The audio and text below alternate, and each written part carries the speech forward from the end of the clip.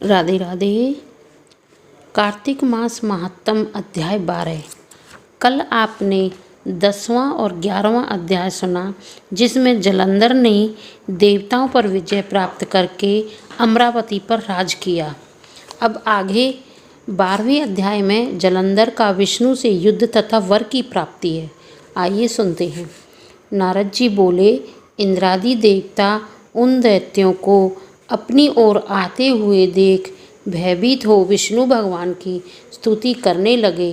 देवता बोले, कच्छ मच्छ कुरुम मत्स्य आदि रूप धारण कर भक्तों के दुखों को दूर करने वाले ब्रह्मा विष्णु शिवादि रूप में जगत का पालन एवं संहार करने वाले तथा गदा शंख पद्म और चक्र धारण करने वाले आपके लिए हमारा नमस्कार है। हे लक्ष्मीपति, असुर निकंदन, गरुड़ नायक, पीतांबरधारी, यज्ञ आदि क्रियाओं के भोक्ता, हे शरणागत वत्सल, हम आपको बार बार नमस्कार करते हैं। दैत्यों से संतापित मनुष्यों के दुखों को नाश करने के लिए वज्र रूप तथा शेषनाग की सैया पर शयन करने वाले सूर्य और चंद्रमा पर यह 2 नेत्रधारी आपको बार बार नमस्कार है। नारद जी बोले, जो मनुष्य इस संकट नाशक स्तोत्र को पढ़ेंगे वे हरि भगवान की कृपा से कष्ट नहीं भोगेंगे। इस प्रकार दैत्यों के नाश करने वाले विष्णु भगवान ने देवताओं द्वारा की गई स्तुति से उनके संकट को जान लिया। तब क्रोधित होकर शीघ्र ही गरुड़ पर सवार हो भगवान लक्ष्मी जी से बोले, तेरा भ्राता जलंधर देवताओं को दुख देता है, इससे मुझे उन्होंने बुलाया है, सो मैं युद्ध के लिए शीघ्र ही आऊँगा।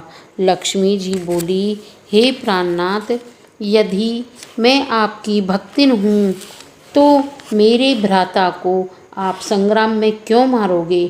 श्री भगवान बोले, शिव जी के अंश से पैदा हुआ ब्रह्मा के वरदान और तेरी प्रीति से यह जलंधर हमारे मारने योग्य नहीं है।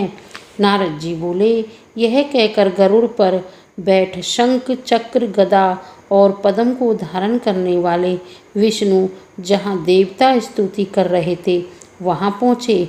इसके बाद अरुण के छोटे भ्राता गरुड़ के पंखों की वायु से और बबूला से उड़ाए गए दैत्य आकाश में मेघों की तरह भ्रमण करने लगे।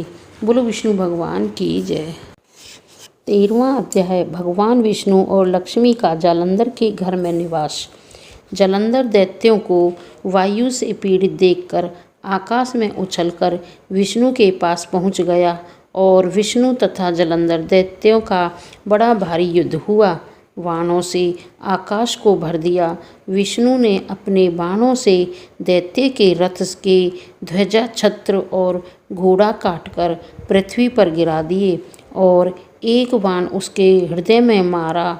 उससे संभलकर फिर उस दैत्य ने बहुत शीघ्र उछलकर गरुड़ के माथे में गदा मारकर उसको पृथ्वी पर गिरा दिया।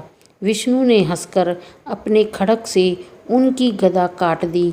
तब उसने विष्णु के हृदय में जोर से घूंसा मारा। उनकी भुजा, घूंसा और घोंटों की मार से पृथ्वी शब्दमयन हो गई। वे दोनों अच्छी तरह बहुत देर तक युद्ध करने लगे। तब मेघ जैसी गंभीर वाणी से दैत्यराज ने विष्णु भगवान बोले, मैं तेरे पराक्रम से बड़ा प्रसन्न हूँ। तू वर मांग, नहीं देने योग्य वरदान भी मैं तुझको दूंगा। जलंधर बोला, हे विष्णु, जो आप मुझ पर प्रसन्न हो तो मेरी बहन लक्ष्मी और अपने गणों सहित मेरे घर रहो। नारद जी बोले, बहुत अच्छा कहकर भगवान देवगणों और लक्ष्मी समेत जलंधर के पुर में पधारे। महाबली जलंधर देवताओं के अधिकारों पर दैत्यों को स्थापित करके पृथ्वी पर आ गया। देवता, गंधर्व और सिद्ध उनके बहुमूल्य रत्नों के समान और उत्तम वस्तुओं को अपने अधिकार में करके तथा देव, गंधर्व, सिद्ध, सर्प, राक्षस, मनुष्य इनको अपने पुर में बसाकर त्रिलोकी का राज्य करने लगा। इस प्रकार जलंधर देवताओं को अपने वश में करके पिता तुल्य धर्म से अपनी प्रजा का पालन करने लगा। नारद जी बोले, एक बार मैं उसकी राज्य लक्ष्मी देखने के लिए और भगवान विष्णु की सेवा करने को वहाँ गया। 13वां अध्याय समाप्त। बोलो विष्णु भगवान की जय।